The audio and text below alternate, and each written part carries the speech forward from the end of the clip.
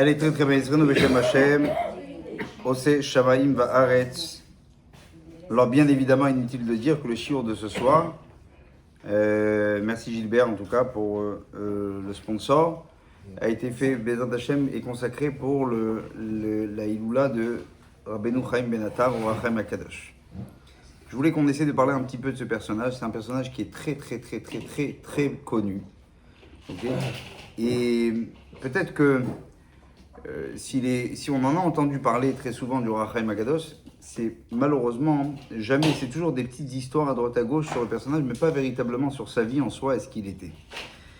La véritable question qui m'a toujours perturbé, on va dire, chez ce grand personnage, c'est que c'est un Marocain dont son livre a fini dans les bibliothèques chassidiques. Alors là, ça c'est vraiment, pour le coup, c'est l'une des interrogations peut-être les plus grandes que j'aurai dans ce shiur, c'est de me demander comment ça se fait qu'un gars du Maroc finisse dans la bibliothèque d'un chassid. Et aujourd'hui, c'est vrai que le Chaim HaKadosh, vous prenez son Sefer Chaim, tant le Sefer aussi Chefetz Hashem, le Sefer aussi Péritoire dont on va parler, il se retrouve véritablement dans les bibliothèques de tous les chassidim. C'est quelque chose qui est accessible. Je ne sais pas s'il y a un autre rabbin sfarad. Je sais que Rabbi Yaakov Abuchatzera aussi est étudié chez les chassidim. D'ailleurs, j'ai un Sefer à la maison qui est ce qu'on appelle le Otsar Pnina Chassidut, là-bas où on ramène aussi les Mahamarim de Rabbi Yaakov Abuchatzera. Mais c'est assez rare comme qualité. Et il faut essayer de voir en fait qu'est-ce qu'il y a derrière ce personnage. D'ailleurs, on a l'habitude de l'appeler le Or HaChaim. Ça c'est parce qu'on appelle toujours les grands tzadikim au nom de leurs sfarim. Chazon Ish, le Chafetz Chaim. Chafetz Chaim, il s'appelait pas Chafetz Chaim, d'accord? C'était Rabbi Israël Meir Kagan Cohen, donc ça n'a rien à voir. Pele Yoetz, qui était Rabbi Eliezer Papou. Le Ben Ishraï, c'était pas du tout, il s'appelait pas Ben Ishraï, d'accord? C'était Rabbi Yosef Chaim de Bagdad et ainsi de suite. Donc jusque-là, rien d'étonnant qu'on appelle Rabbeinu Chaim Ben Attar le Or HaChaim. Ce qui est surtout très étonnant, c'est qu'on l'appelle le Or HaChaim HaKadosh. Certains ont mérité d'avoir ce qu'on appelle cette appellation, on va dire, je sais pas moi, comme le Shla, notamment, mais ça c'était pour une autre histoire, c'était par rapport à son Sefer qui était le Shnei Luchot HaBerit, que certains vont vouloir l'appeler le fameux Shela HaKadosh. Ça va Félix? Alors, donne-lui un peu d'anisette aussi. Et tu vois, j'ai dit à ta femme tout à l'heure, il est où Félix? Je vais demander où il est le Mashiach. Quoi qu'il en soit, ce que j'aimerais essayer de comprendre un petit peu, c'est que si ce personnage-là est si hautement, on va dire, appelé, quelle en fait sa grandeur véritablement, tant à travers ses Sfarim que son histoire, on va voir exactement pourquoi il a été appelé ainsi à Kadosh. D'accord? Pourquoi il était spécialement Kadosh? Qu'est-ce qu'il avait de particulier? Il faut savoir aussi que le Baal Shem Tov, le Rabbi Israël de Rouzin, le Rebbe de Sortchov et encore beaucoup d'autres, le Rebbe de Reminov, avaient l'habitude de dire du Or HaChaim, c'est-à-dire que tous leurs shiurim, vous allez aujourd'hui à des tiches. Vous savez c'est quoi les tiches? C'est ces fameuses réunions où le Rebbe avec tous ses chassidim, il est là et il donne des shiurim. Beaucoup de fois sont posés essentiellement sur le pirouche du Or HaChaim HaKadosh.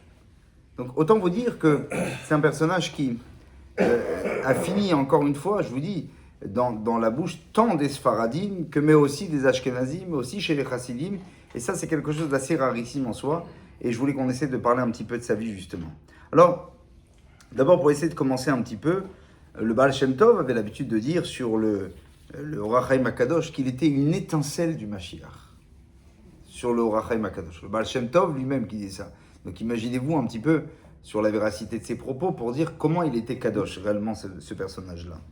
D'abord, revenons sur le nom de famille. Ben Attar, ça vient apparemment, moi je ne connais pas assez bien l'arabe pour vous le dire, mais apparemment Ben Attar, c'est la traduction de Bessamim. Okay? C'est-à-dire qu'il était Socher Bessamim. Son papa était un Talmid Chacham, okay? Il est reconnu pour être un Talmid Chacham, et qui vendait des parfums, à l'époque qui était au Mela, et donc il était reconnu pour ça. Mais Rabbeinu Chaim Ben Attar, il a été appelé Chaim vis-à-vis de son grand-père. Son grand-père s'appelait, à son tour à lui, il s'appelait aussi Rabbeinu Chaim Ben Attar. D'accord? Et lorsque ce personnage a été appelé Rabbi Chaim Ben Attar, il s'est vu, on va dire, très très très lié avec son père. Dans son Sefer Chefet Hashem, il parle là-bas dans la préface du lien particulier qu'il entretenait avec son grand-père. Il raconte que quand il était petit, il allait avec son grand-père faire la fameuse prière du Tikkun Chatzot. Vous savez, c'est quoi le Tikkun Chatzot? C'est la prière dans laquelle on fait Tikkun Rachel, Tikkun Léa, dans laquelle on pleure sur la disparition du Beth Amikdash. Vous allez aujourd'hui au Kotel à Jérusalem, notamment. Vous avez la possibilité de faire le Tikkun Chatzot avec Tzibour, avec Minyan, et ainsi de suite. Lui, il le faisait à l'époque au Maroc avec son grand-père. Et comme ça, il raconte qu'ils étudiaient jusqu'au petit matin avec son grand-père, Rabbeinu Chaim, Ben Attar lui aussi. Et il a appris essentiellement, il dira que son maître incontestablement était qui? Était son grand-père, Rabbeinu Chaim Ben Attar. C'est important, surtout pour la suite, ce que je vous dis maintenant.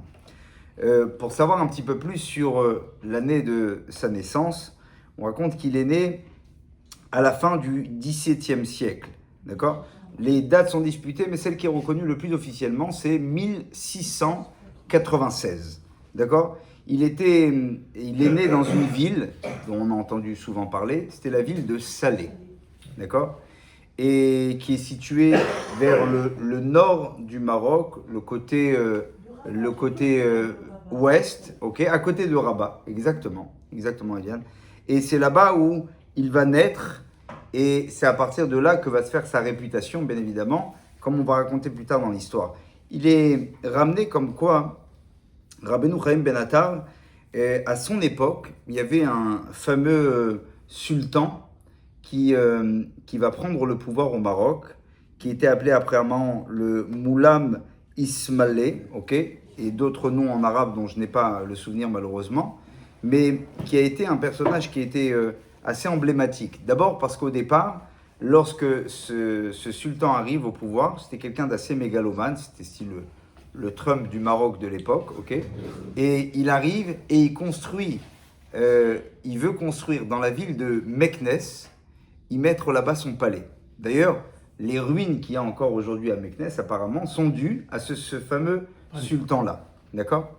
Alors au début, il va se faire très très ami avec les Juifs, parce que les Juifs étaient d'abord reconnus pour être des gens qui étaient chachamim, qui étaient aussi des gens honnêtes, et surtout pour des commerçants, qui avaient ce qu'on appelle cet art de savoir faire émanciper et proliférer l'économie du Maroc. C'est la raison pour laquelle il était très très proche avec eux. Cette proximité va se transformer en une période qui était beaucoup moins glorieuse, parce que malheureusement, il va commencer à vouloir imposer, particulièrement à la communauté juive, en disant, comme vous avez de l'argent, c'est à vous de me payer particulièrement mon palais que je dois construire. Et donc, et comment? Ouais, bon, il y a eu plusieurs fois ces choses-là dans l'histoire.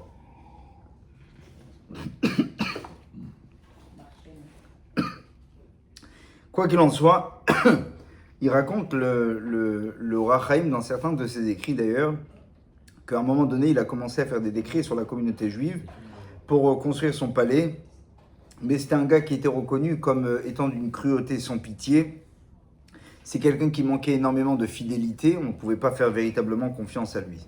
Durant cette période-là, c'était la période où justement est né Rabbeinu Chaim Ben Attar. Comme je vous ai dit tout à l'heure sur son grand-père, qui était quelqu'un avec qui il a énormément appris, il étudie avec lui Tikkun Chatzot, il raconte une histoire qu'en 1705, autant vous dire, il est encore âgé de même pas 10 ans à cette époque-là, il a 9 ans à peine, sa famille à lui, ont été forcés à devoir partir dans la ville de Meknes. Ils sont partis à Meknes parce que ça devenait insupportable pour les impôts et les décrets qu'on mettait sur la densité de la grande communauté de Salé, la grande communauté juive. Et c'est la raison pour laquelle il a décidé d'aller à Meknes avec son papa, avec toute la famille. Quand ils arrivent là-bas, ils ont affaire à un certain rabbin qui était appelé là-bas le Rabbi Moshe Midavila, quelqu'un aussi de très connu, parmi les nombreux chachamim marocains de Meknes notamment.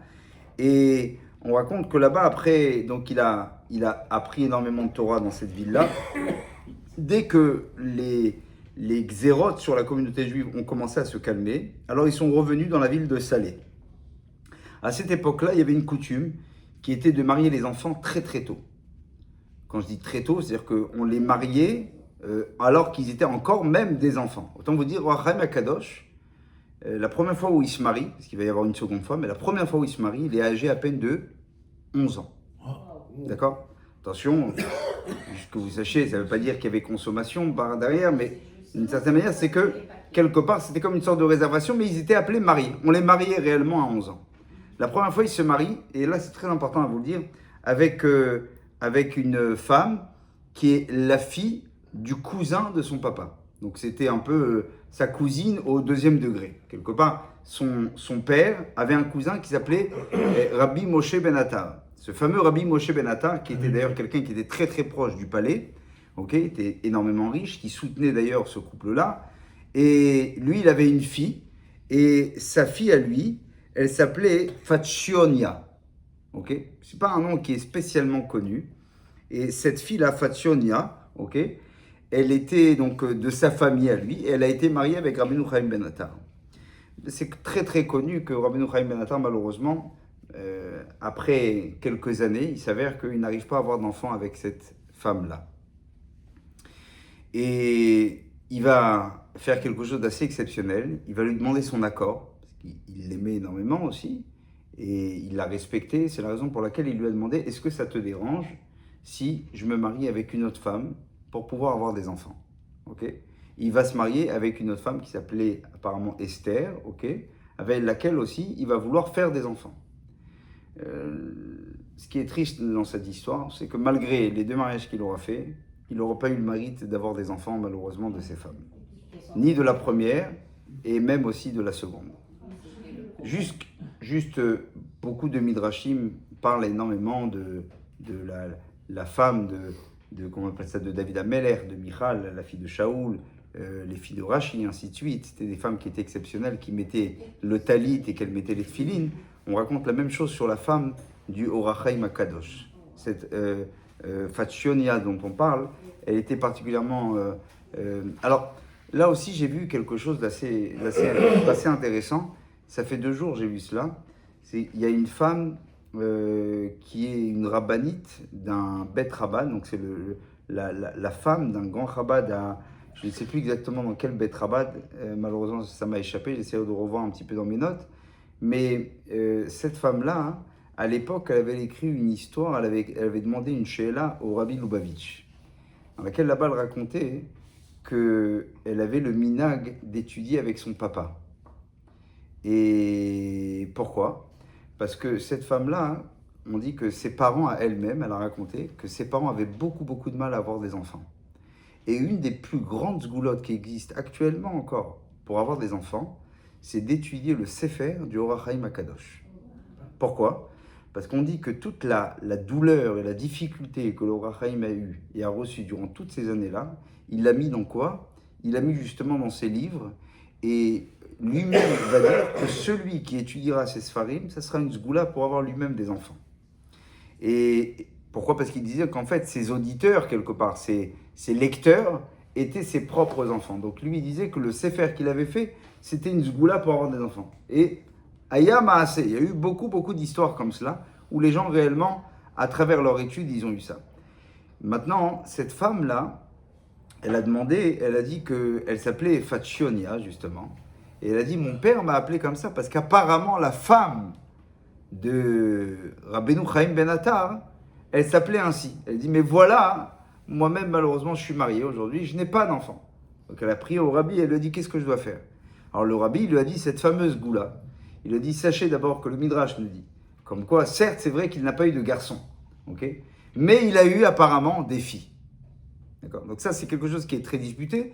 Le Rabbi de Lubavitch, j'ai vu la lettre écrite, dans laquelle il dit à cette femme-là, il a eu non pas des filles, mais il n'a pas eu des fils, mais il a eu des filles par la suite. Chose qui est même disputée par certains, qu'il y en a qui veulent dire qu'il y avait un certain fameux Rabbeinu Yaakov Ben Attar qui habitait par la suite en Israël et qui apparemment, lui, se faisait passer pour quelqu'un qui était de la famille de Rabbeinu Chaim Ben Attar, mais chose qui n'est pas forcément le plus probable. Mais quoi qu'il en soit, on a un écrit du Rabbi Lubavitch qui lui a dit, en tout cas cette dame-là, étudiez avec votre mari chaque semaine, le Orach Chaim Akadosh. Elle raconte qu'aujourd'hui, elle a une famille nombreuse, Baruch Hashem, et qu'elle a eu beaucoup d'enfants par la suite. D'accord? Et donc, juste que vous sachiez un petit peu, la femme même de Orach Chaim Akadosh, c'était quelqu'un qui était exceptionnel. Il vivait dans une sorte de modestie qui était incontestablement, on va dire, assez pieuse.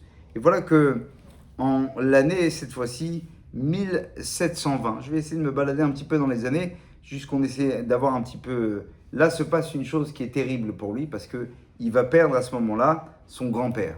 Donc son grand-père, qui était sa figure emblématique, son Rav Mouvak, lequel il avait étudié toute sa vie, va mourir en 1720. Et d'ailleurs, on raconte que quelque temps à peine après, il perd aussi son beau-père. Son beau-père qui était un homme qui était très riche et qui d'ailleurs fournissait à Rabbeinu Chaim Ben Attar la possibilité de pouvoir étudier la Torah.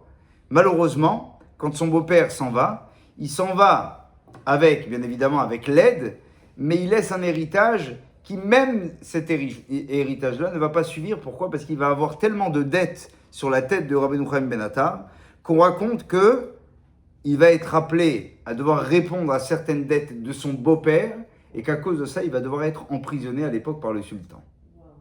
Rabbeinu Chaim Ben Attar va faire un passage en prison à ce moment-là. Il va ressortir tant bien que mal parce que des personnes vont l'aider, ainsi de suite, pour essayer de racheter cette dette-là.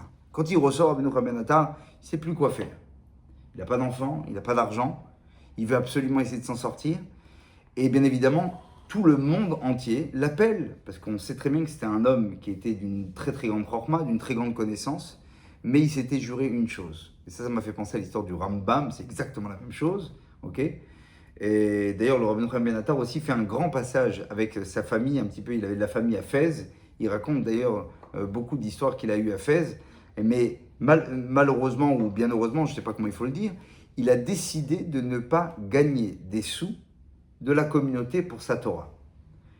Il a cité l'enseignement de Pirkei Avot, dans lequel on ne peut pas prendre la Torah en tant que keter, tu ne peux pas utiliser la couronne de la Torah pour toi. Et donc comme le Rambam, qui à l'époque avait perdu son frère aussi, et qui était lui essentiellement celui qui le sponsorisait pour étudier tous les jours, le Rambam s'est vu être le médecin du roi d'Égypte à l'époque. Pourquoi? Parce qu'il n'avait pas le choix et qu'il ne voulait surtout pas gagner de l'argent par le billet de sa Torah. Rabbeinu Chaim Ben Attar va être très rigoureux sur ce principe-là. En 1721, se passe une histoire qui est particulière au Maroc.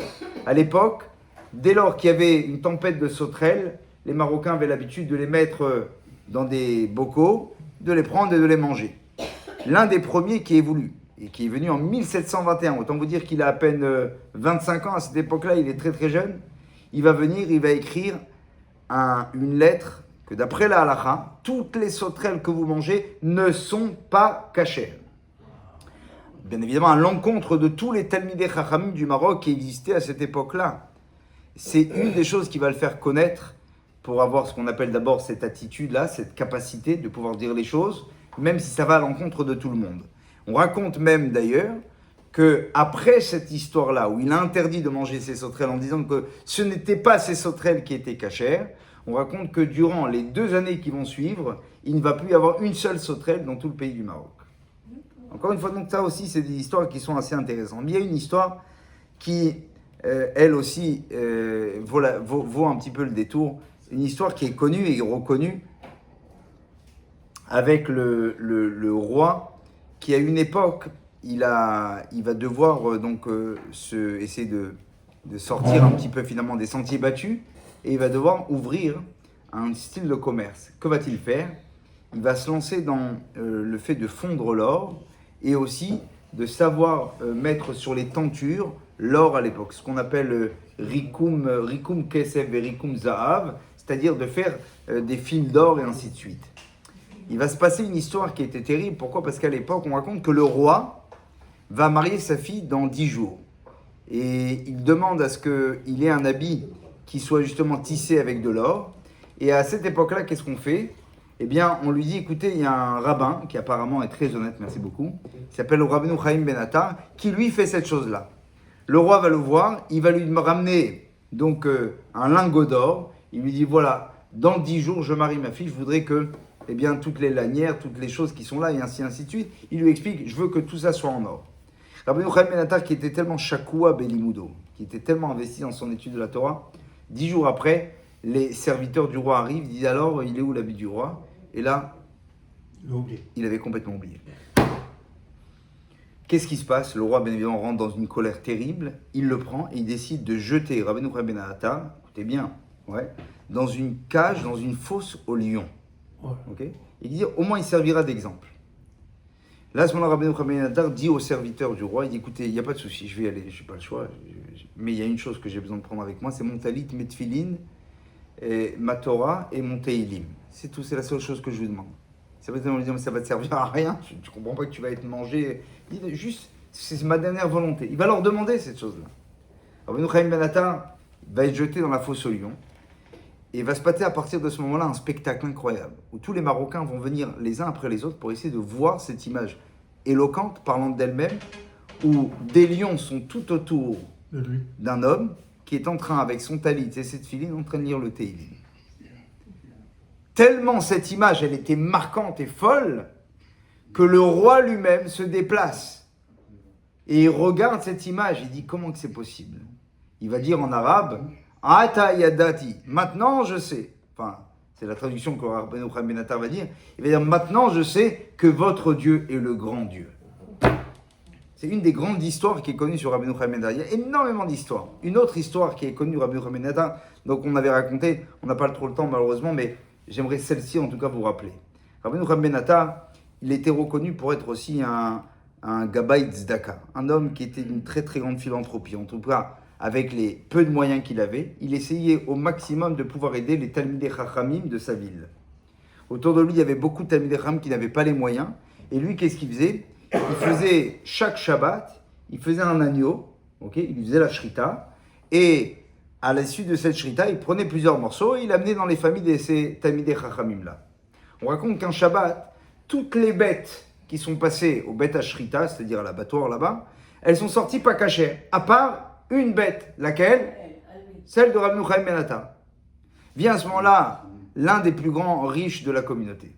Il arrive, il va voir Rabbeinu Chaim Ben Attar, il dit, écoutez Rabbi, vous savez quoi? Dites-moi quel est votre prix, je vous achète votre bête. Rabbeinu Chaim il a dit, écoute, il n'y a pas de prix à cette bête-là. Pourquoi? Parce que celle-ci, c'est celle qui va servir pour la achila, pour les Talmidei Chachamim, les pauvres Talmidei Chachamim de la communauté, pour les érudits. Et là, que se passe-t-il? Le riche, il dit, moi je double à ce moment-là, je triple, je quadruple. Ça ne sert à rien. N'insistez pas, c'est pour eux. Je ne le vendrai à aucun prix.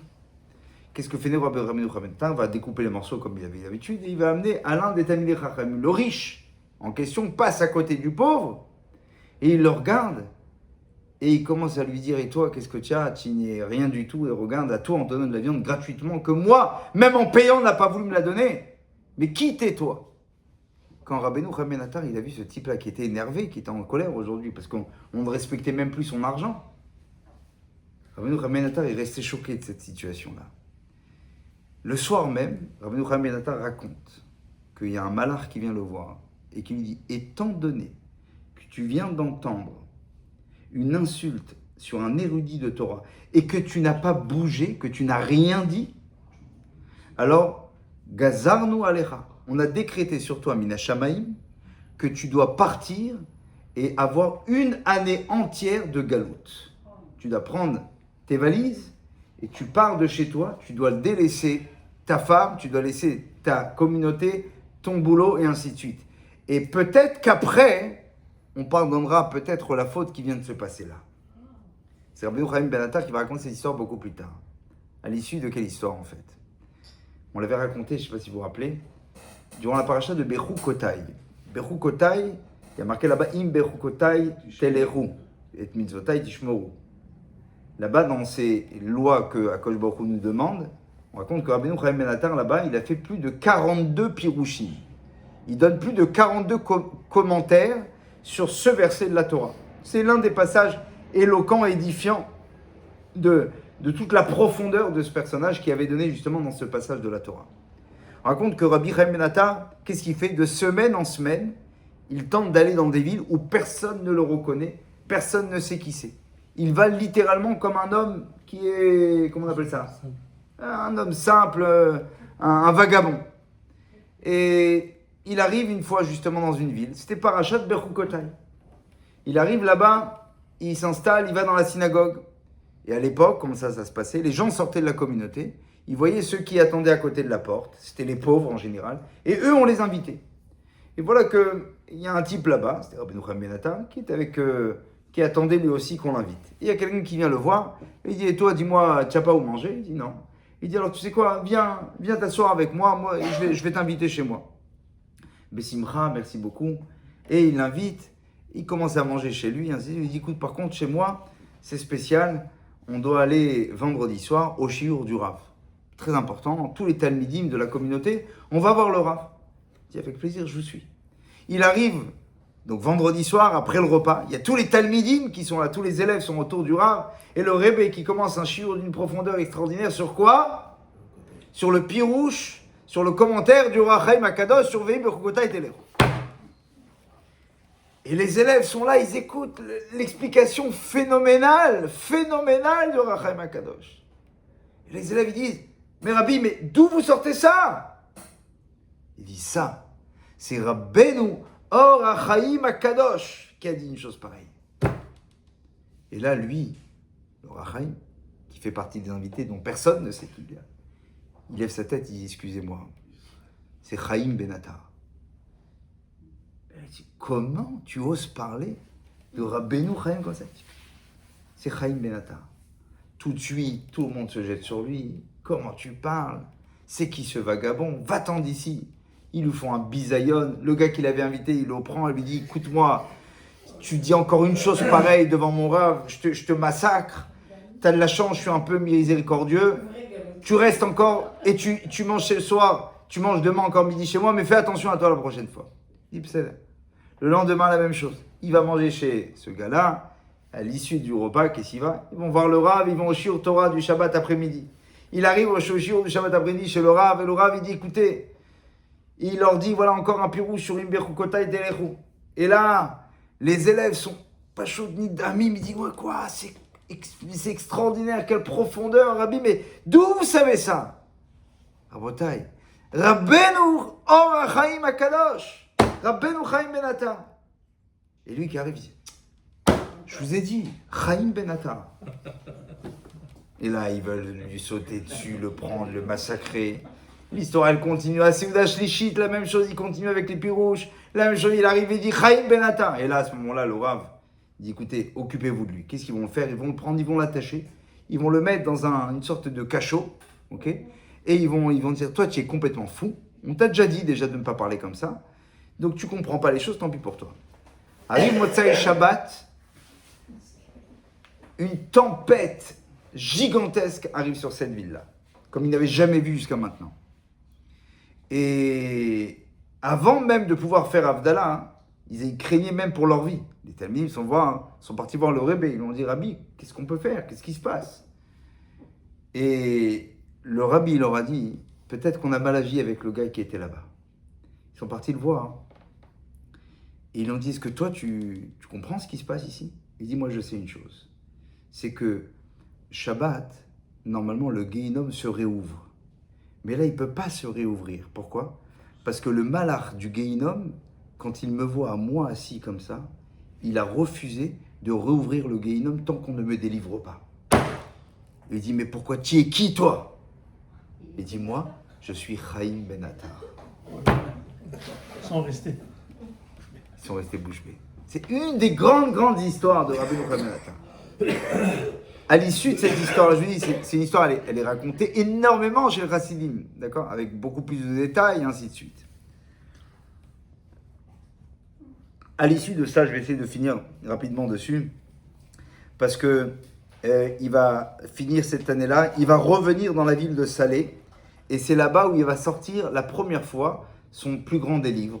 C'est un livre qui s'appelle Chefetz Hashem. C'est un livre qui est très très reconnu, qui est utilisé aujourd'hui dans toutes les bibliothèques de toutes les yeshivot du monde, qui parle uniquement de quoi? Essentiellement de halakha. Beaucoup d'halakha, essentiellement Chefetz Hashem. Et ensuite de cela, il va déménager dans la ville de Fès. Et quand il arrive dans la ville de Fès, c'est là-bas où il va, par la suite, devoir faire des genres de pérégrinations. Malheureusement, ce qui va se passer, c'est qu'il va devoir faire plusieurs villes.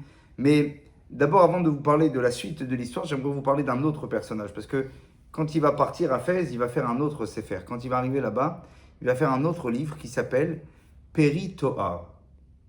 Okay, le fruit de l'éclat. Ce livre, il a une histoire qui est aussi complètement folle.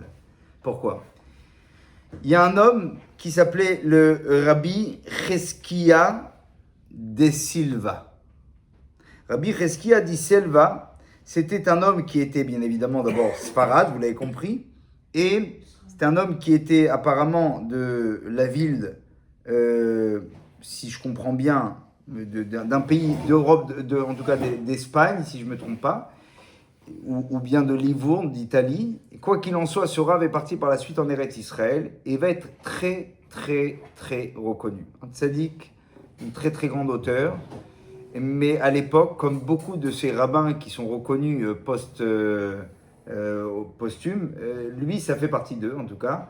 Pourquoi ? Parce que son livre va être tellement, tellement reconnu qu'à la fin, à un moment donné, on va demander à l'interdire. On va demander à le mettre en chérem.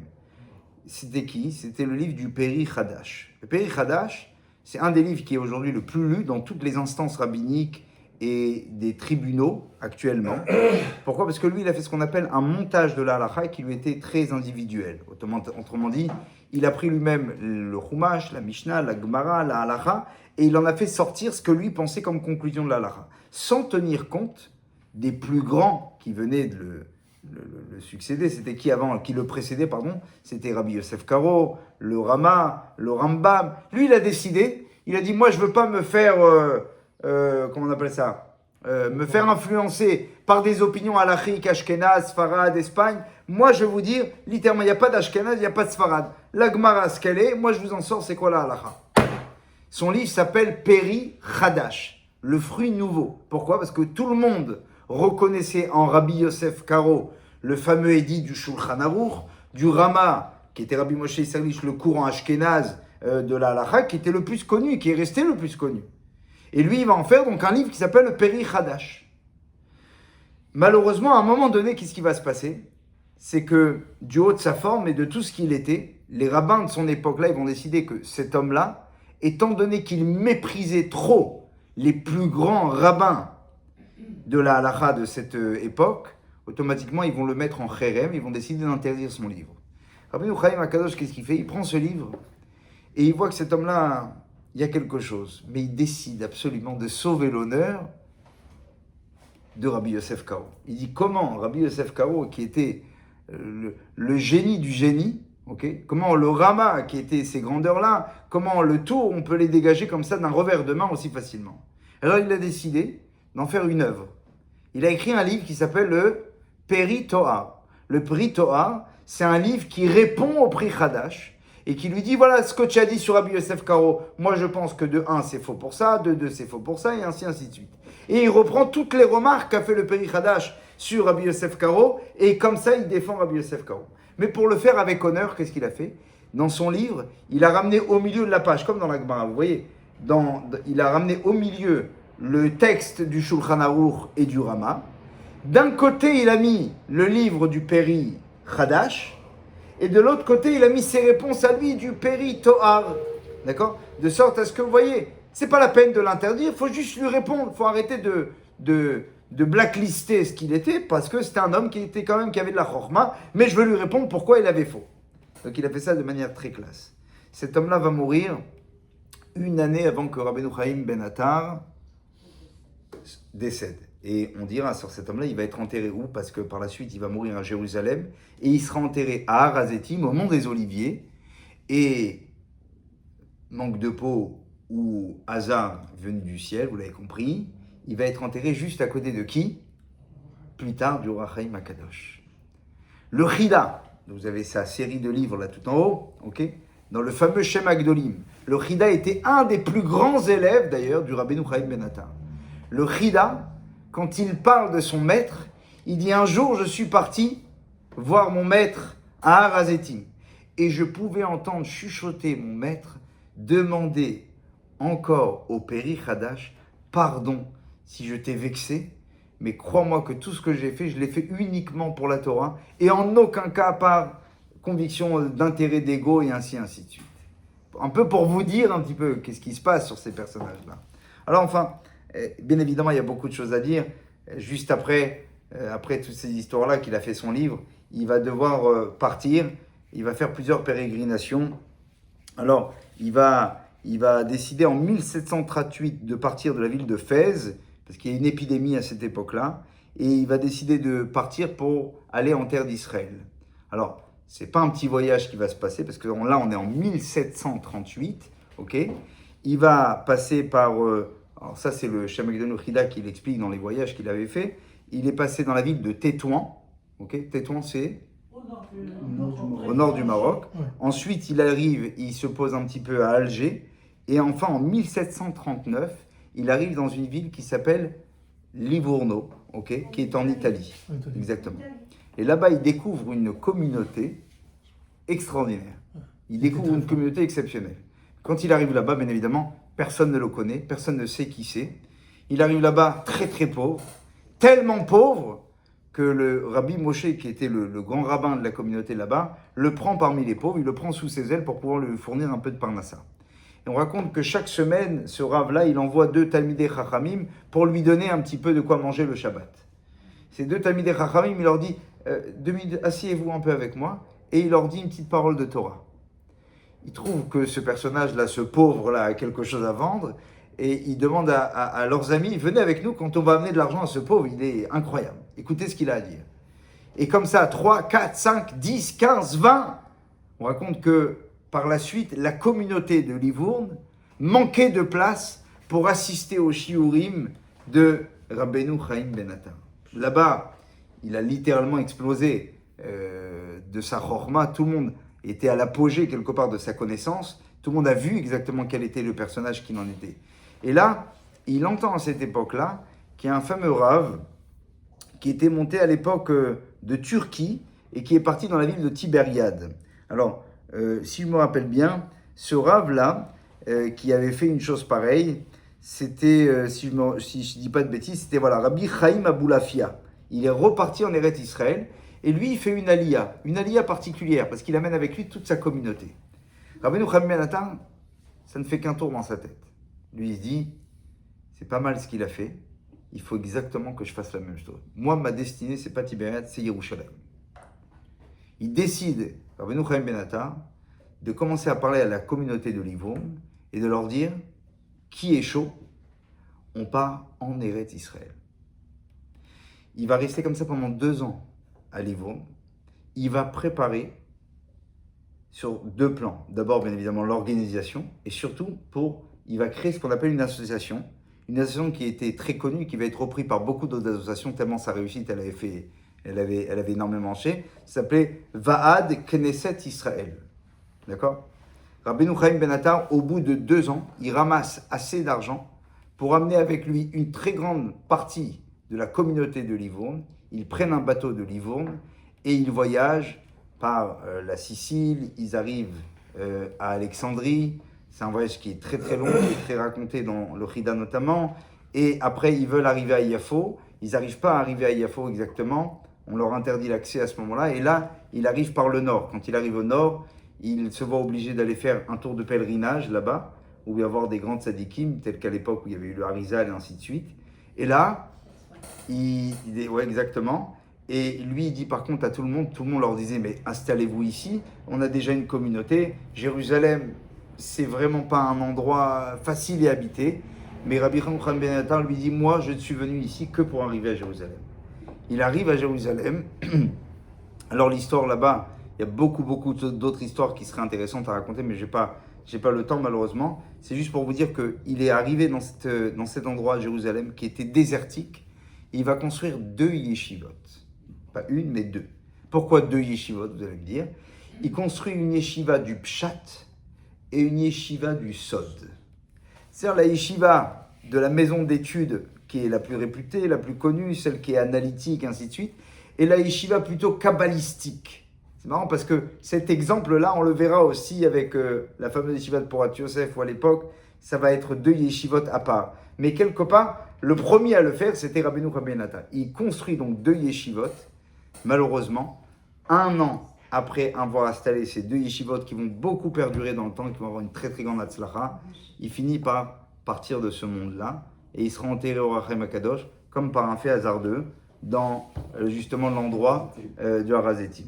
Certains diront que le Baal Shem Tov avait ressenti et demandé à ses élèves, je pense, là où le Baal Shem Tov à son époque il était, le Baal Shem Tov était durant, il y en a qui disent qu'ils se sont connus, d'autres qui se disent qu'ils sont connus spirituellement, okay, je ne sais pas ce que ça veut dire véritablement aujourd'hui, mais ils se sont connus spirituellement. Certains vont dire que quand le Roi Chaim Akadosh il est mort, le Baal Shem Tov il a dit à ses élèves, on vient de perdre une des plus grandes lumières de ce monde. Et il leur a dit, depuis le Zohar Akadosh, si le Zohar était un livre qui a éclairé l'âme d'Israël à l'époque avec Rabbi Shimon Bar Yochai, sachez qu'à notre époque, celui qui éclaire les Neshamot d'Israël n'était nul autre que Rabbeinu Chaim Ben Nathan. Dès lors, les Chassidim vont comprendre qu'au-delà même de l'étude du Pshat, du Remez, du Drash, du Sod, de la profondeur de ce livre-là, il devient comme une sorte même de Teilim ambiant, dans lequel tellement chaque mot a été pesé, calculé, vérifié, parce qu'il a écrit énormément. Il raconte lui-même comment il a dû choisir chaque mot, chaque lettre qu'il va écrire. Et avec ça, le Roi Chaim Akadosh, c'est quand même un pavé. Ouais. Et comment il s'appelle, le Rabbi Israël de Rouzine disait que vous pouvez ou lire le Teilim de David Ameler pour des sgoulottes, ou vous pouvez lire aussi le Pirouj de Roi Chaim Akadosh. Et ça a été même reconnu chez les Chassidim, c'est une des plus grandes sgoulottes pour avoir des enfants, pour le Shefa, pour la Parnassa, et ainsi de suite. Il a marqué que celui qui étudie le Roi Chaim Akadosh, alors il est sûr que Kosh Baruch Hu, il ne lui amènera pas de malheur. Combien de brachot qui ont été cités dessus justement. Quoi qu'il en soit, il meurt donc 1 an après la fondation de ces deux yeshivot-là. Et aujourd'hui, on parle encore d'un homme qui reste malgré tout vivant. Et c'est la raison pour laquelle d'ailleurs il a appelé son Sefer le Or Achaim. Pourquoi il appelle ça le Or Achaim? Or, c'est la Torah. Achaim, c'est qui? Il disait c'était les tzadikim. Okay, les tzadikim sont appelés Chaim, c'est-à-dire de leur vivant. Et même après leur mort, ils continuent encore à exister avec nous. Que Kosh Baruch Hu fasse que leur mérite nous revienne. Amen. Et qui nous amène très rapidement la délivrance. Amen. Kenny Ratsan.